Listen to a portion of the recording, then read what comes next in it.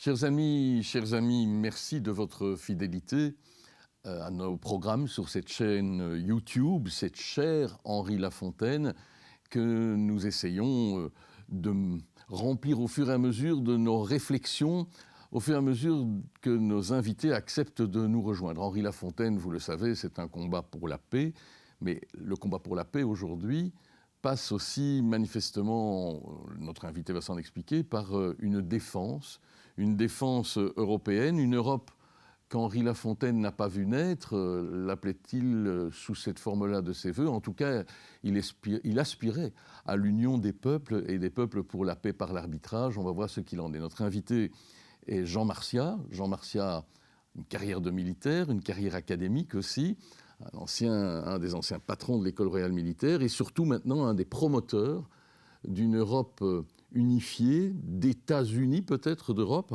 en tout cas avec un pilier défense majeur. Bonjour Jean Martiat. Bonjour. L'union politique de l'Europe comme condition de la défense ? Oui, absolument. Il n'est pas possible de mettre en place une défense s'il n'y a pas une structure étatique. Les États ont le monopole de l'usage légitime de la force.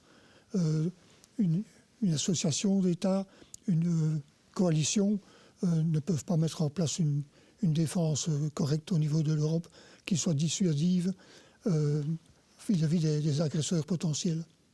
Est-ce qu'on pourrait dire dès lors que d'une certaine manière, l'axe franco-allemand et en particulier Paris, la France, sont depuis le départ les fossoyeurs de cette aspiration à l'indépendance et à la structuration d'une souveraineté européenne, parce que c'est Paris qui refuse la communauté européenne de défense. Oui, dans l'histoire de la construction européenne, depuis le discours de Zurich de 1946 de Winston Churchill, qui se concluait par les mots « Let Europe rise », et c'est aujourd'hui la date anniversaire de ce discours. Donc dans toute cette histoire de l'Europe depuis 1946, je ferai deux exceptions. Il y a la période où Charles de Gaulle revient au pouvoir en France en 1958 et reçoit immédiatement Konrad Adenauer, et ensemble, ils décident de travailler à la construction de l'Europe. Et à ce moment-là, le tandem franco-allemand est réellement le moteur principal de l'unification européenne. Et puis nous avons eu de nouveau une conjoncture intéressante où lorsque Helmut Kohl était chancelier d'Allemagne et François Mitterrand président de la République française, ils se sont également entendus, ils ont également œuvré pour la paix. Tout le monde se souvient de leur poignée de main à Verdun devant le suaire de Douaumont. Et à ce moment-là, ils ont mis en place un certain nombre d'outils symboliques, comme la brigade franco-allemande, l'Eurocorps à Strasbourg, mais ça c'est du pipeau par rapport à une défense européenne.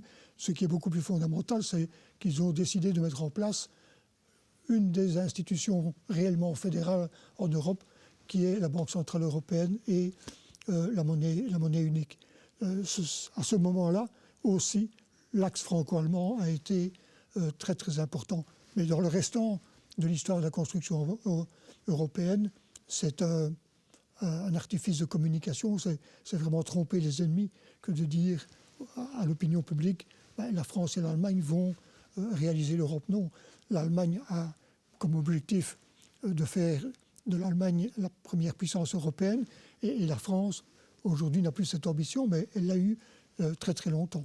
Oui, dans les faits, je le redisais, il y avait à côté ou ensuite, suite à la communauté européenne du charbon et de l'acier, suite à l'Euratom, la communauté européenne économique de l'atome, de l'énergie atomique, il y avait l'ambition très vite d'une communauté européenne de défense, traité de Paris, échec, et puis échec politique des décennies plus tard, lorsque, sous l'égide pourtant d'un ancien président français, une constituante envisage une constitution française.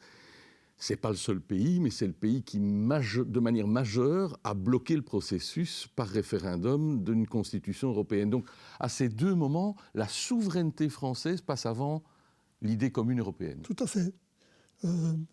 On a souvent qualifié Charles de Gaulle de nationaliste. En fait, il n'était pas du tout nationaliste. Il voulait, pour lui, il fallait honorer sa patrie. Et il considérait que le nationalisme, c'est la porte ouverte vers la guerre. Il disait, moi j'ai l'amour de ma patrie, et les nationalistes, ils ont la haine des autres. En fait, aujourd'hui, est-ce qu'il y a moyen de réparer le tissu? Parce qu'on voit un peu partout dans l'Union européenne, de Budapest à même Bratislava, en passant sans doute par Varsovie et alors les anciens pays fondateurs de l'Union européenne, on voit quand même émerger à nouveau un peu le sentiment du chacun pour soi. Tout à fait. Est-ce qu'on peut envisager, par les temps qui courent, avec un fond de guerre à nos frontières, est-ce qu'on peut envisager raisonnablement cette transition politique et de défense qui va prendre au moins une décennie? Il faut l'envisager parce que la situation actuelle mène au déclassement de l'Europe. Le récent rapport de l'ancien Premier ministre italien Letta le démontre pour sa part. Et le second rapport, celui de Mario Draghi, montre qu'en fait, depuis 20 ans, nous avons perdu, par rapport aux Américains, la moitié du progrès économique, de l'accroissement du bien-être, parce que l'Europe est mal gouvernée.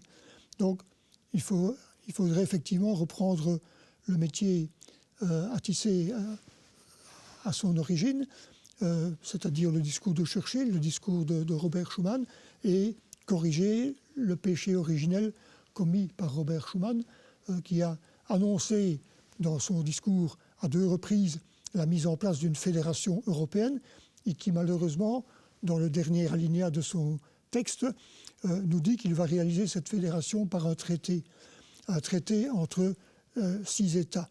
Mais c'est une aberration. On ne peut pas créer un État avec un traité. On peut créer une confédération éventuellement, dont on sait qu'elle ne fonctionne que de manière très peu satisfaisante, mais pour créer une fédération, les Américains et 89 autres États l'ont démontré depuis, nécessitent la mise en place d'une constituante, la rédaction et l'approbation d'une constitution. C'est le peuple qui doit redevenir souverain. Oui, en fait, j'entends bien.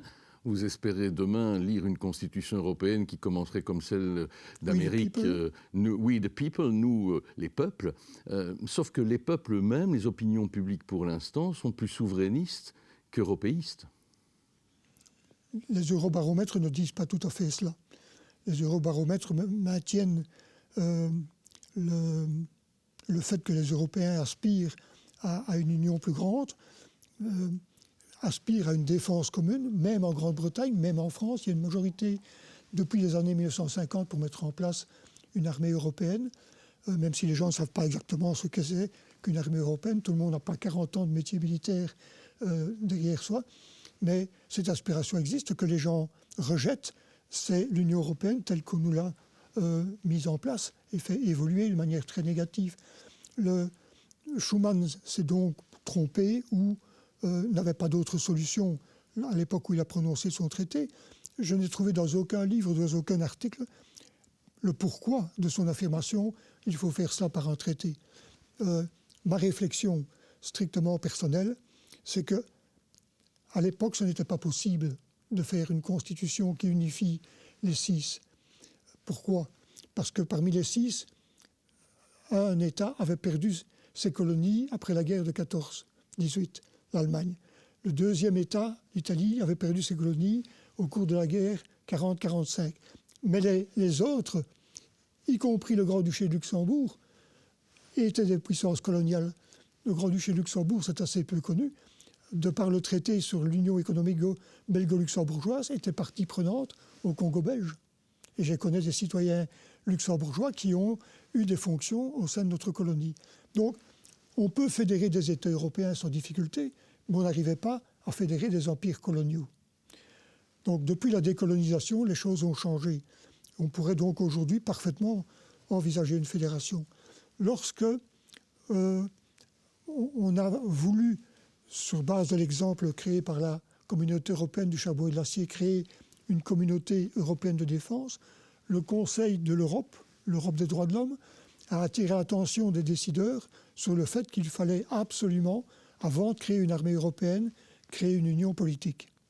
Et Paul-Henri Spaak, président de l'Assemblée de la CECA, a fait évoluer son assemblée pour en faire ce qu'on appelait l'Assemblée ad hoc. On a renforcé l'Assemblée de la CECA par des parlementaires nationaux. Et puis, une commission a été créée chargée de rédiger la Constitution européenne. Et les Américains se sont intéressés à cette initiative. Le gouvernement américain a solidement financé le projet. La Fondation Ford a également financé ce projet. Et l'université de Harvard a envoyé en Europe 2 juristes de très haut niveau, dont un juif allemand naturalisé américain qui avait déjà contribué à la rédaction de la Constitution de la République fédérale allemande. Et une trentaine de juristes de Harvard sont venus appuyer ce type. Et ils ont écrit une pile de livres qui expliquaient dans le détail comment créer une Europe fédérale. Et malheureusement, au lieu d'aller vers l'établissement d'une constitution plus ou moins inspirée du modèle américain, la commission Spaak a dit non, nous allons rester dans la ligne du traité. Et ce traité aurait dû être ratifié en même temps que le traité sur la Communauté européenne de défense, et les deux se sont écrasés devant l'Assemblée nationale française.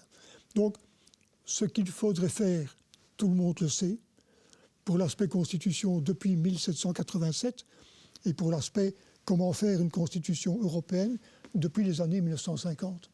Donc, ce qu'il faudrait faire est connu, c'est assez simple, ça peut se faire très vite. La seule chose qui manque, c'est la volonté politique.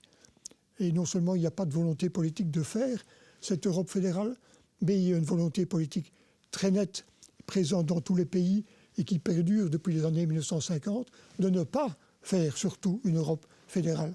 Parce que tous les petits potentats locaux veulent garder l'apparence de pouvoir.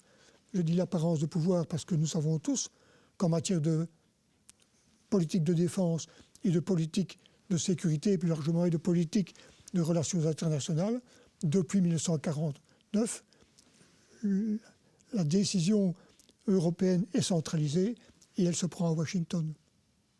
En fait, dans cette Europe qui est occupée à se renouveler dans ses institutions, là pour l'instant, avec aussi l'appel d'air d'une nouvelle Commission européenne, on découvre, dans le casting proposé, on verra ce qu'il en adviendra, mais qu'il y a, par exemple, un membre de l'extrême droite italienne qui pourrait devenir commissaire européen.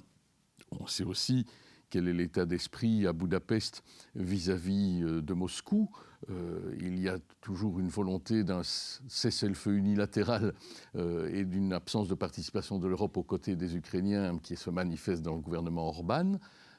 On a quand même de plus en plus de difficultés. On voit le chancelier allemand Scholz dire à partir de l'an prochain, vu les difficultés économiques, on a assez donné, il faut arrêter là la contribution. Perdre cette action aux côtés des Ukrainiens, c'est sacrifier toute option d'Europe de la défense ? Je pense qu'il faut distinguer d'une part l'action en appui de la résistance ukrainienne et la construction d'une Europe de la défense. Les États peuvent s'entendre, et ils le font d'ailleurs principalement sous la houlette américaine, sur la base de Ramstein, sous la conduite des Américains. Une cinquantaine d'États, pas seulement européens d'ailleurs, une cinquantaine d'États s'entendent pour aider, dans une certaine mesure, les Ukrainiens à résister. Bon, ça c'est la gestion de la crise ouverte par l'agression russe du 24 février 2022. La question de savoir si la crise ukrainienne pourrait inciter les États européens à aller vers la mise en place d'une défense européenne et donc préalablement à s'entendre pour mettre en place une union politique réelle, qu'on appelle République fédérale européenne, États-Unis d'Europe, ça n'a pas beaucoup d'importance. Ce qui est essentiel, c'est qu'il y ait en Europe une structure étatique avec un pouvoir, une répartition des pouvoirs qui correspondent aux prescrits de Montesquieu, un pouvoir exécutif suffisamment fort que pour pouvoir dissuader toute forme d'agression, un pouvoir législatif qui, d'une part, représente le peuple européen et d'autre part, représente les États participants, et un pouvoir judiciaire qui aille depuis une Cour suprême jusqu'à des juridictions fédérales dans les différents domaines où c'est nécessaire. C'est ça dont on a besoin. Et ça peut se faire très vite. J'ai tourné, il y a deux ans maintenant, je pense, une vidéo en dessin animé qui montre comment on pourrait le faire. Si deux États européens décident, comme la Belgique et le Luxembourg l'ont fait en 1921, si j'ai bonne mémoire, de mettre en commun non seulement leur monnaie, mais aussi leur défense, ils devraient mettre en place un ministre commun de la Défense. Nous avons assisté, sous la législature belge fédérale précédente, à des initiatives prises par les ministres belges et luxembourgeois d'intensifier notre coopération dans le domaine militaire, qui est très ancienne. L'École royale militaire forme des Luxembourgeois depuis 1935. Mais ils ont voulu créer un bataillon de reconnaissance belgo-luxembourgeois, avec un chef de corps qui, par définition, presque ne peut guère être qu'un lieutenant-colonel belge, parce que l'armée luxembourgeoise est tellement petite que les officiers luxembourgeois n'ont pas la possibilité de commencer comme chef de peloton, commandant de compagnie, et de progresser jusqu'à avoir la capacité réelle de commander un bataillon au feu. Mais donc, ce bataillon luxembourgeois, il faut un texte juridique important qui explique comment ça doit fonctionner et comment, si on envoie ce bataillon en mission, par exemple en opération extérieure, et que comme au Rwanda en 1994, les choses tournent mal, comment faire pour que cette structure fonctionne alors qu'elle dépend de deux ministres différents et de deux gouvernements différents. J'ai récemment donné une conférence à Luxembourg où je disais, imaginons que l'unité est confrontée à une menace importante, où la ministre belge plus pacifiste dise, mais écoutez, négociez et essayez de trouver un accord, et puis nos diplomates vous tireront de ce mauvais pas plus tard. Mais la ministre luxembourgeoise de la Défense est à moitié luxembourgeoise et à moitié japonaise. Et je disais, imaginons qu'avec un esprit de samouraï, elle dise au contraire, non, défendez-vous, servez-vous de vos armes, etc. Que peut faire le chef de corps d'une unité comme celle-là? Est-ce qu'il va dire à 50% de ces gens, rendez-vous et parlementez, et aux autres 50%, ouvrez le feu? Ça n'a pas de sens. Pour que ce genre de choses puissent réellement fonctionner, il faut nécessairement qu'on respecte un des principes fondamentaux de l'art militaire, qui est le principe de l'unité de commandement. Vous pouvez relire Sun Tzu, Thucydide, Clausewitz, tous les grands auteurs ont tous plus ou moins dit la même chose. Pour faire la guerre d'une manière efficace et efficiente, il y a un certain nombre de règles qu'il faut absolument respecter. Et ne pas appliquer le principe de l'unité de commandement, eh bien, c'est se forcer à faire la guerre dans le cadre d'une coalition. C'est possible. On est quand même plus fort dans le cadre d'une coalition qu'en devant affronter l'ennemi tout seul. Mais c'est extrêmement compliqué de faire la guerre au départ d'une coalition.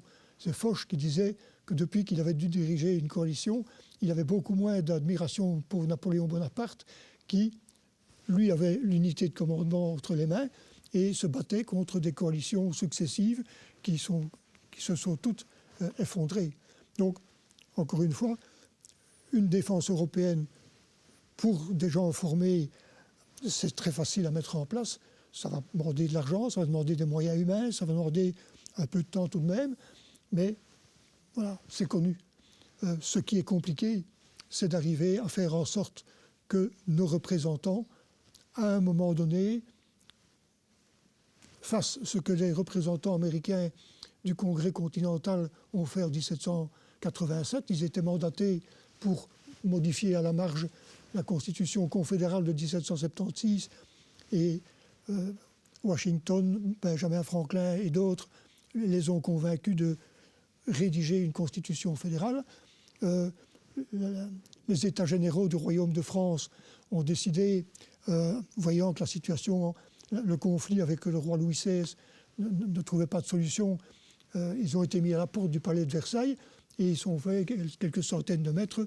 Ils ont été se réunir dans une salle de sport, la salle du jeu de paume,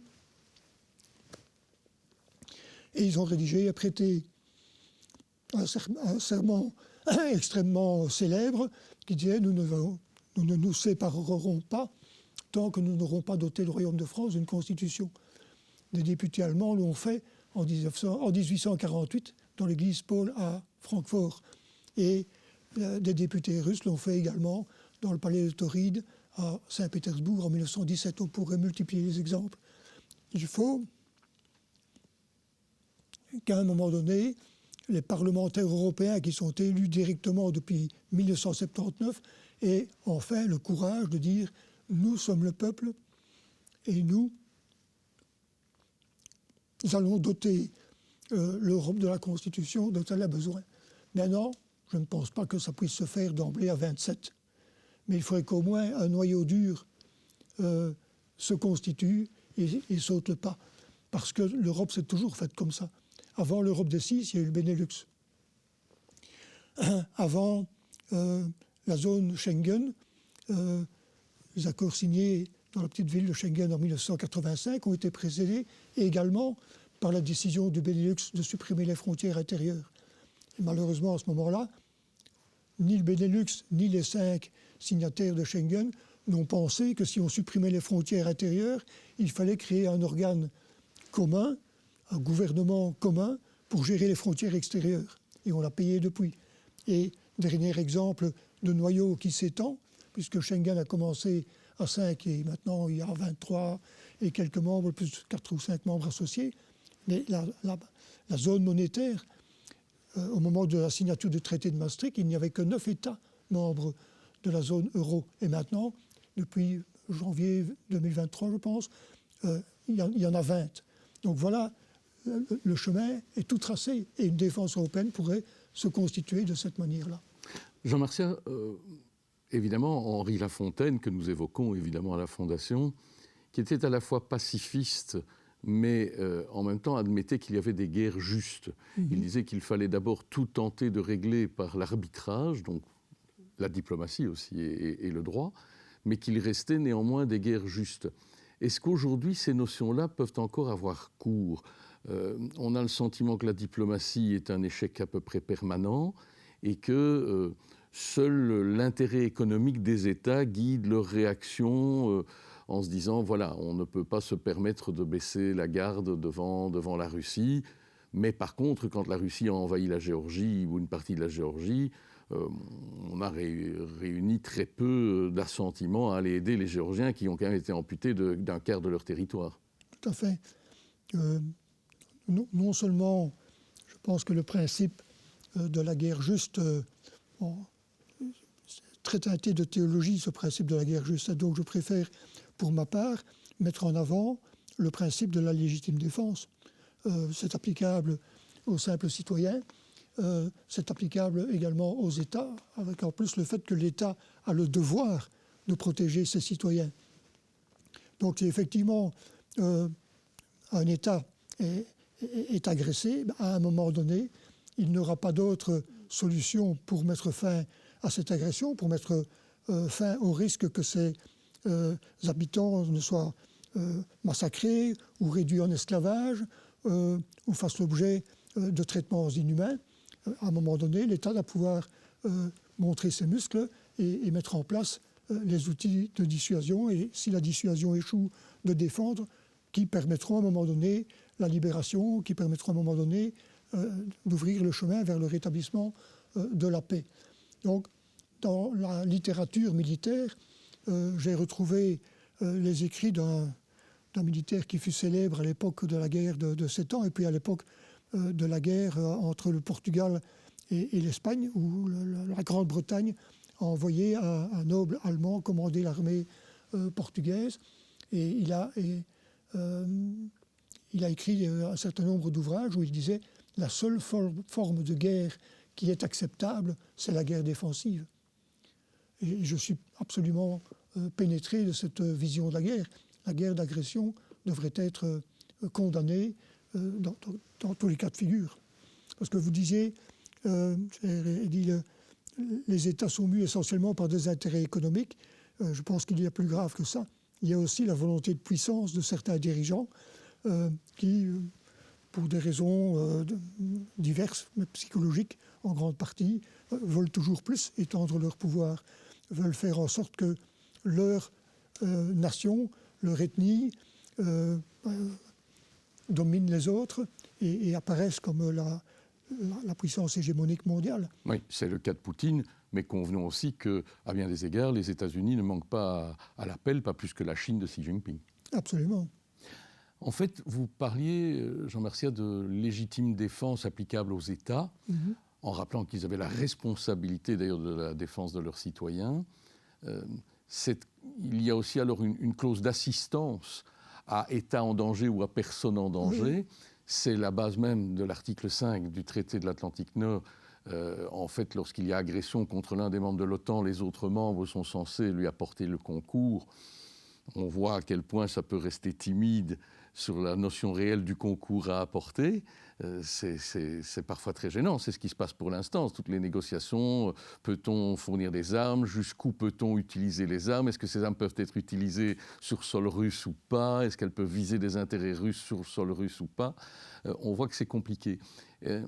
Mais de manière plus générale d'abord, Jean Merciat, est-ce que l'existence de l'OTAN est un peu le somnifère majeur qui a endormi l'Europe? Parce qu'on s'est dit, comme d'habitude, les Américains, c'est notre bouclier, c'est à eux à le faire. Nous, on peut se dégager progressivement de la responsabilité. Oui, c'est un peu contraint et forcé que les Européens se sont engagés dans cette voie-là en 1949. En 1948, comme je l'ai rappelé, il y a eu la mise en place d'un certain nombre d'institutions en Europe, dont le traité de Dunkerque de 1947 et aussi le traité de Bruxelles de 1948 qui mettait en place l'Union de l'Europe occidentale. Disparu depuis. Qui est disparu depuis, peut-être malheureusement.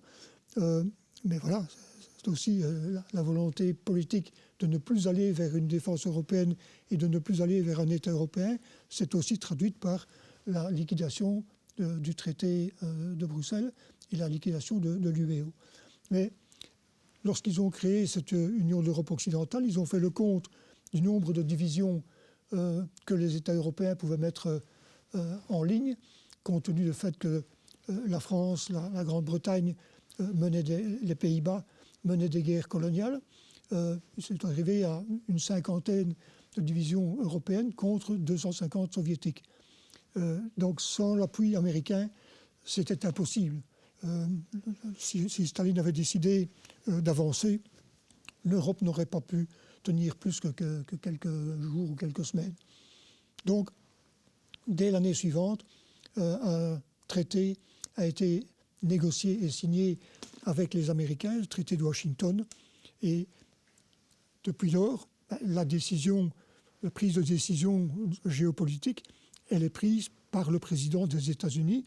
Et le Conseil atlantique est là pour faire en sorte que les dirigeants européens entérinent les décisions américaines. Dans presque tous les cas, il y a eu quelques exemples. Oui, Dominique de Villepin, par exemple. Mais aussi le gouvernement belge en 2003, le gouvernement allemand, Chirac, Schröder, Juncker et Verhofstadt à l'époque ont dit « nous n'irons pas en Irak dans le cadre de l'OTAN ». Et finalement, les Américains sont allés en Irak avec une coalition ad hoc et tout le monde l'a regretté amèrement. Mais en attendant, la Belgique a été solidement sanctionnée pour ne pas avoir suivi la ligne générale que les Américains voulaient imposer à leurs alliés européens. À partir du moment où on renonce à être le décideur, où on se contente de payer et on essaye de payer le moins possible en laissant le gros du fardeau humain et financier aux Américains, on perd de plus en plus sa voix au chapitre. Seul le général de Gaulle, à un moment donné, a réaffirmé la nécessité d'une décision autonome de la France. Et si Adenauer étaient dans une certaine mesure d'accord de le suivre. La majorité en Allemagne a catégoriquement rejeté cela. Et le fameux traité de l'Élysée de 1963 qui mettait en place les éléments d'une confédération franco-allemande, y compris dans le domaine de la défense, a été torpillé lorsque le Bundestag a été prié de le ratifier. Le Bundestag a ajouté au traité négocié par les deux gouvernements un préambule qui subordonnait ce traité de l'Élysée au traité de Washington instituant l'OTAN. Et donc De Gaulle a dit, mais si on subordonne à l'OTAN, cette autonomie franco-allemande n'a strictement plus aucun sens. Et donc je vais créer l'autonomie franco-française, la force de frappe, la dissuasion et l'indépendance de la France. Politique que les successeurs de Gaulle, depuis Pompidou, ont progressivement fait tordre jusqu'à ce que M. Sarkozy décide de réintégrer complètement, sauf la force de frappe, mais toutes les forces armées françaises ont été réintégrées sous le commandement militaire de l'OTAN. Donc, quand on nous parle à Paris ces derniers temps d'autonomie stratégique, ça reste de la communication pour flatter l'ego des Français, mais en pratique, la politique du gouvernement des gouvernements français a consisté à faire l'inverse.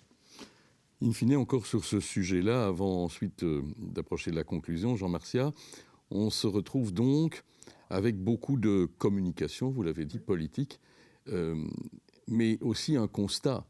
Nos forces armées respectives au sein de l'Union européenne ou de ce qu'on appelle parfois le pilier européen de l'OTAN sont assez disparates en termes d'équipement, en termes de communicabilité et d'opérationnalité conjointe entre ces équipements qui ne se répondent pas forcément.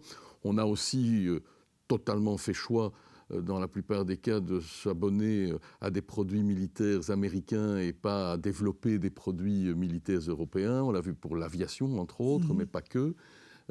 Est-ce qu'il y a une possibilité de faire fonctionner interopérationnellement les forces militaires existantes, ou est-ce que l'investissement va être colossal? Parce que pour l'instant, Mario Draghi dit que pour relancer l'économie, il faut 800 milliards par an à injecter, mais il n'a pas dit que c'était 800 milliards dans la défense. Non. Thierry Breton pensait à une centaine de milliards pour la défense, dont il n'avait pas le premier eurocent. Il faudrait, effectivement, les militaires sont convaincus qu'il faudrait avoir une meilleure façon de travailler ensemble en attendant la mise en place d'une défense européenne. Il y a, en février 2023, j'avais invité le général Brigger, président du comité militaire de l'Union européenne, à faire une conférence sur la défense de l'Europe et dans l'Europe. Et il y avait une présentation PowerPoint qui appuyait, je ne sais pas si on peut citer les marques ici dans ce cadre, mais voilà, il avait une présentation qui expliquait la grande disparité des systèmes d'armes en Europe si on les compare aux systèmes d'armes américains. Bon, par exemple, 4 modèles de frégates aux États-Unis, une trentaine en Europe. Un modèle de char de combat aux États-Unis, une vingtaine en Europe. Et on peut multiplier les exemples dans l'aviation, les hélicoptères, etc. Donc tout ça amène des gaspillages épouvantables, pénalise également nos entreprises, puisque au lieu de produire, par exemple, 3500 avions de combat F-16, on produit un petit peu de Rafale, un petit peu d'Eurofighter, un petit peu de Gripen. Donc tout ça est tout à fait désespérant, non seulement pour les militaires qui doivent mettre en place des équipements disparates et peinent à coopérer entre eux, mais c'est aussi extrêmement pénible pour les contribuables que nous sommes tous, puisque les montants considérables que malgré tout, même malgré la diminution sensible des dépenses de défense depuis la fin de la guerre froide, l'Europe dépense quand même encore toujours entre un tiers et la moitié de ce que dépensent les Américains. Nous devrions donc avoir en Europe entre un tiers et la moitié des capacités militaires américaines. Or, selon mon estime, on est très très loin du compte. J'estime qu'on est à 5 ou 6% et que tout le restant se perd dans le fait qu'il y a en Europe 59 écoles militaires, 37 collèges de défense, des quantités de chaînes logistiques différentes pour appuyer tous ces matériels disparates, etc., etc. Mais que ce soit pour centraliser la commande de matériel de défense ou pour commander des unités en opération extérieure, la condition sine qua non, c'est d'avoir un décideur. Aux États-Unis, il n'y a pas que des forces armées fédérales. Washington a maintenu les milices des États qui s'appellent aujourd'hui les National Guards. Et certains États, le Missouri par exemple, ou le Mississippi, a des wings de combat du même type que ceux que nous avons à Florennes ou à Kleine-Brogel. Mais le choix des équipements, le choix de la doctrine d'emploi, la mise en place des chaînes logistiques, elle est décidée dans un bâtiment situé tout près de Washington, qui a une forme pentagonale et que donc on appelle le Pentagone. En Europe, nous avons plus de 25 pentagones si on tient compte du fait que certains États comme l'Islande n'ont pas de forces armées.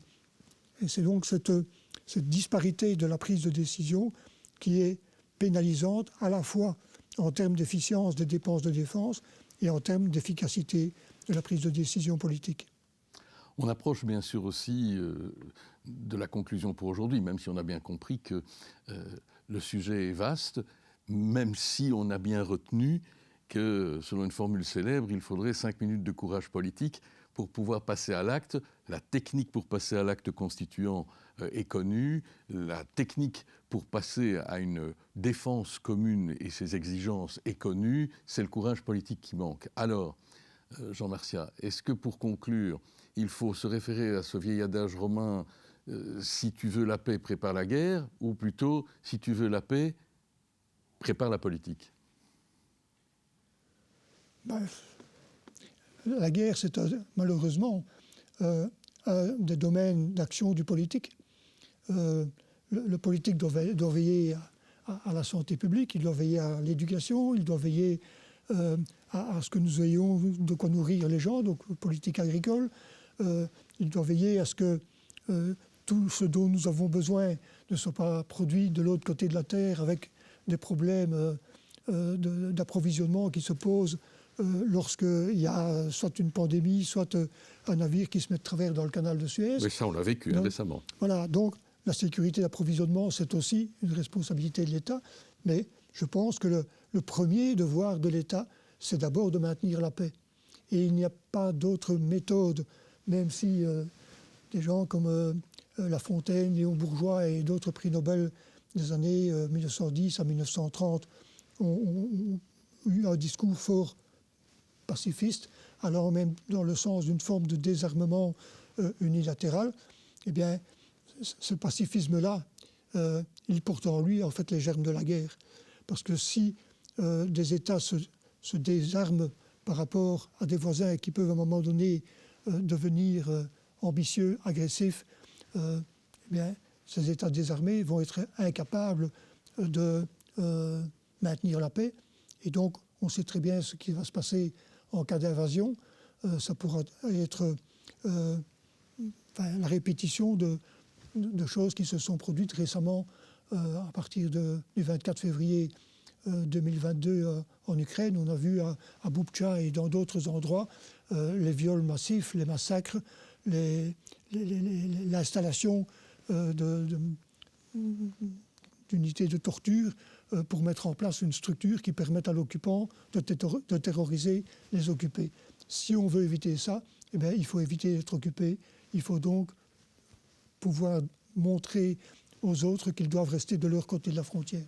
Oui, vous diriez, je pense à la législature européenne évidemment, c'est la législature de la dernière chance. Vous pensez qu'on va voir cette émergence politique et de défense commune dans les 5 ans qui viennent? Je me bats pour ça depuis 2015. En 9 ans et plus, on n'a pas vu beaucoup de progrès, pour ne pas dire pratiquement pas du tout. Mais il se fait que le 8 octobre, je vais au Parlement européen à Strasbourg, à la demande de quelques parlementaires européens qui disent en tout cas avoir pris conscience du problème. Ça ne veut pas dire qu'ils soient maintenant déjà convaincus de la nécessité de sauter le pas, de la nécessité de faire ce que Altiero Spinelli avait fait en 1984, convaincre le Parlement européen de rédiger et d'adopter une constitution européenne. Malheureusement, Spinelli a commis la même erreur que Schuman, parce que sa constitution de 1984 avait également la forme d'un traité.